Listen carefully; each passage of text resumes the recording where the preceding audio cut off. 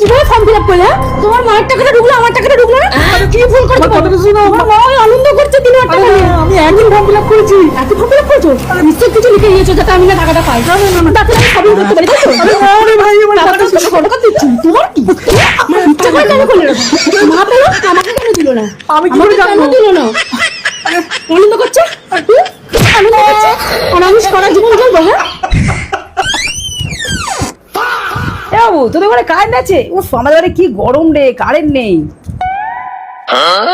ওই দেখো, কেন কাটাকা নুনের ছিটা দিতে এসছে দেখো তোমার মা। কোথায় আবার নুনের ছেড়ে দিতেছে? দেখছো না? ঘোরাচ্ছে। ও, আরে ও তো পাখা কি কিনবে বলে জন্য। তুমি বুঝতে পারছো না গরমটা কোথায়? আমা, তুমি যাও তো, তুমি দেখছো আমার উপর থেকে সুনামি বয়ে যাচ্ছে, কাটা গায়ে নুনের ছেড়ে দিতেছে, যাও। এই, তোকে বলতে ভুলে গেছি, জানিস ঝুমাবতী কালকে টাকা ঢুকেছে। তো ঝুমা বৌদির টাকা ঢুকেছে তো তোমার ছেলে কি করবে? আমার ছেলেই তোর ফর্ম ফিল আপ করে দিয়েছিল। ফাঁসে গেল